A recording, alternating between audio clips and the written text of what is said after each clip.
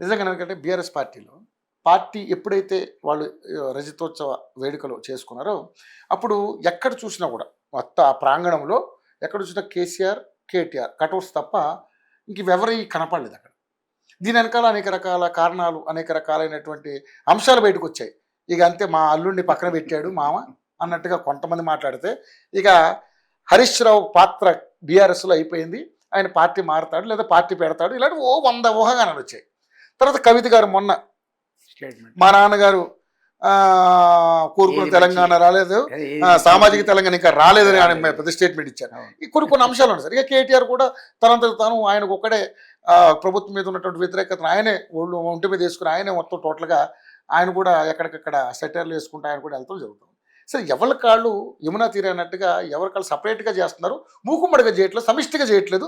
పార్టీలో అంతర్గత విభేదాలు వచ్చేసాయి, చీలికలు స్టార్ట్ అయ్యాయి. ఇక్కడ ఆధిపత్య పోరు ఉంది. నెక్స్ట్ ఎవరిని ముఖ్యమంత్రిని చేయాలనుకున్నారనే దాని మీద ముగ్గురు గొడవ పడుతున్నారు అనేది రకరకాల వార్తలు వస్తున్నాయి సార్. ఏంటి సార్ దీని మీద ఏం క్లారిటీ ఇస్తారు? ఒకటి చాలా క్లియర్, ఎందుకంటే నేను ఆ ఫ్యామిలీతో సుదీర్ఘకాలం పనిచేశాను. వాళ్ళంతా తెలుసు నాకు, అందరూ తెలుసు మీకు, ins and outs of everybody. హరీష్తో సహా కేటీఆర్ కానీ, అదేవిధంగా కవిత కానీ, కేసీఆర్ కానీ ఫర్ దట్ మ్యాటర్. సో వాళ్ళ సైకాలజీ కూడా చాలా మటుకు తెలుసు. ఇప్పుడు మారితే మారి ఉండొచ్చు, అధికారం వచ్చినా కదా వేరే విషయం, కానీ బేసిక్ క్యారెక్టర్స్ అయితే అంతే ఉంటాయి కదా.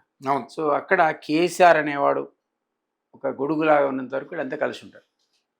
ఒకవేళ ఆయన జరిగాడు అనుకోండి, మీరు చెప్పినట్టుగా ఏ కేటీఆర్కు లేకపోతే కవితకు పగ్గాలప్ప చెప్తే అసలు ఒక్క క్షణం కూడా కలిసి ఉండరు వాడు. వాళ్ళ నేచర్ ఇది. ఎందుకంటే కవితకు కేటీఆర్కి పడదు, హరీష్కి కేటీఆర్కి పడదు. ఈ ప్రాబ్లమ్స్ రకరకాల గ్రూప్స్ ఉన్నాయి అందులో. ఆ గ్రూప్స్లో అప్పుడు ఉన్నాయి, ఇప్పుడు ఉన్నాయి. ఉద్యమకాలంలో కూడా వాళ్ళు కొంత సమయం తర్వాత వచ్చారు. ఎవరు? కేటీఆర్ అండ్ కవిత. హరీష్ మొదటి నుంచి ఉన్నాడు, ఆయనతో మొదటి నుంచి. ఆయన ట్రాన్స్పోర్ట్ మంత్రి ఉన్నప్పుడు 15-16 ఏళ్ళ పిల్లాడిగా వచ్చాడు. అప్పటి నుంచి ఉద్యమకాలంలో సుదీర్ఘకాలంగా ఆయనకు పాపం అన్ని రకాలుగా పార్టీ నిర్మాణంలో, ఉద్యమ నిర్మాణంలో దాన్ని పనిచేసిన వ్యక్తి. నిజానికి ఆయన నెంబర్ 2 పొజిషన్ ఉండాలి. మాస్టర్ మైండ్స్ కామర్స్ చదవాలనుకునే 10th ఇంటర్ విద్యార్థుల తొలి ఎంపిక నెంబర్ 2. కానీ మధ్యలో వచ్చిన కేటీఆర్ అనేవాడు ఆయన ఓవర్టేక్ చేసుకుని అప్పుడే ఆయన పక్కకు పెట్టేసి నెంబర్ 2కి వెళ్ళిపోయాడు. ఆ తర్వాత హరీష్ నెంబర్ 3 అయ్యాడు. కొంతకాలానికి కవిత కూడా స్థానం తీసుకునే వరకు 4 అయ్యాడు. సో ఇప్పుడున్న పరిస్థితిలో ఆయన నెంబర్ 4లో ఉన్నాడు. మన ర్యాంకింగ్ ఇవ్వదలుచుకుంటే మార్క్లెస్. సో అది ఆయన పరిస్థితి. కాబట్టి ఆయన ఎట్టి పరిస్థితిలో కూడా కేటీఆర్ నాయకత్వాన్ని కానీ కవిత నాయకత్వాన్ని కానీ అంగీకరించడు. బయటకు వెళ్ళిపోతాడు. మీరు అనేది కరెక్ట్, ఆయన వెళ్ళిపోతాడా వేరే కానీ ఒకప్పటి హరీష్ కాదు. హరీష్కి ఒకప్పుడు పార్టీలో ఉన్న ప్రాబల్యం ఈరోజు లేదు. హరీష్ ఎవరికి రికమెండేషన్ చేస్తే వాళ్ళకే బీఫార్లు ఇచ్చేట పరిస్థితి ఒకప్పుడు ఉండేది. అక్కడి నుంచి కేటీఆర్ గ్రిప్లోకి వెళ్ళిపోయింది పార్టీ వర్కింగ్ ప్రెసిడెంట్. మీరు అన్నట్టే మన వరంగల్ కూడా చాలా క్లియర్గా ఎక్స్పోజ్ అయింది. ఒక కవితతో, ఇంకోటితో, లేకపోతే మరో నాయకుడితో, ఎస్సీతో, ఎస్టీతో, బీసీతో. బీసీ నాయకులు ఇంత జపం చేస్తున్న సందర్భంలో కొందరు బీసీలది, ఎస్టీలది, ఎస్సీలది పెట్టాలిగా ఫోటోలు. అది ఓన్లీ ప్రమోషన్ చేయడానికి కేటీఆర్ అన్నట్టుగానే ఉంది.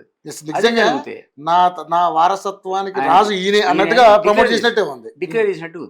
అది జరిగితే హరీష్ కవిత 80% ఉంటారు. మీకు జ్ఞాపకం ఉంటే ఒకప్పుడు పాలిటిక్స్లో ఎంటర్ అయిదాం అనుకున్నప్పుడు 2009లో నా జ్ఞాపకం ఉంటే ఇద్దరు కూడా ఒకేసారి వచ్చారు సీట్ల కోసం, కవిత అండ్ కేటీఆర్. సరే హరీష్ అప్పటికే ఎమ్మెల్యే కాకుండా మంత్రి అయ్యాడు. మళ్ళీ ఎమ్మెల్యే అయిన సిద్దిపేట రాజీనామా చేసి ఢిల్లీకి వచ్చాడు, మంత్రి అయ్యాడు. కాబట్టి అక్కడ మంత్రి అయ్యాడు, అక్కడి నుంచి గెలిచి. ముందు మంత్రి అయ్యి తర్వాత గెలిచి వచ్చాడు సిద్దిపేట. ఆయనకి అది ఒక హెడ్ క్వార్టర్స్ కింద క్రియేట్ అయింది, వారసత్వంగా పోయింది ఆయనకి. ఎవరికి? హరీష్కి. ఆ కాన్స్టిట్యున్సీ. ఈయన కొత్త కాన్స్టిట్యున్సీ చూస్ చేసుకోవాల్సిన సందర్భంలో ఇద్దరు పోటీ పడ్డారు, కవిత అండ్ కేటీఆర్. ఇద్దరు కూడా పాలిటిక్స్లో మాకు సీట్లు కావాలి, ఎంపీ కావాలి, ఎమ్మెల్యే కావాలని ఇద్దరు గొడవ పడుతున్న సందర్భంలో కేసీఆర్ చాలా క్లియర్, నేను కూడా చెప్పేవాళ్ళకి, నన్ను అడిగారు, సలహా అడిగారు. నేను ఉద్యమ పార్టీగా ఈ పార్టీ ఉన్న సందర్భంలో ఇద్దరికిద్దరు మీరు సీట్లు అడిగితే రావు, ఎవరో వాళ్ళు కాంప్రమైజ్ అంటే నాకు వారం రోజుల తర్వాత చెప్పారు. ఆ అమ్మాయి నాకు కలిసి చెప్పింది, అన్నయ్యనే పోటీ చేస్తాడు, నేను విత్డ్రా అయిపోయాని చెప్పింది. అప్పుడు ఆమె కాంటెస్ట్ చేయకుండా ఆయన సిరిసిల్ల నుంచి పోటీ చేయడం, ఆయన గెలవడం చూసాం కేటీఆర్. ఆయన రాజకీయ అరంగేయటం స్టార్ట్ అయింది అట్లా. కానీ ఆ అమ్మాయి అక్కడితో ఊరుకోకుండా, మీకు జ్ఞాపకం ఉంటే తనే సొంతంగా జాగృతి పెట్టింది. ఆ జాగృతి అనే సంస్థ, తెలంగాణ జాగృతి అనే సంస్థ ఎంత పవర్ఫుల్గా నిర్మాణం చేసిందంటే టీఆర్ఎస్తో సమానంగా చేసింది. అది ఒక సందర్భంలో టీఆర్ఎస్ కొన్ని చోట్ల లేదు, జాగృతికి సంస్థ ఉండేది, దాని కార్యవర్గం ఉండేది. అంత నిర్మాణం చేసి ఒక కాంటెంపట్ సిచ్యువేషన్ తీసుకొచ్చింది కేసీఆర్. మాస్టర్ మైండ్స్ కామర్స్ చదవాలనుకునే 10th ఇంటర్ విద్యార్థుల తొలి ఎంపిక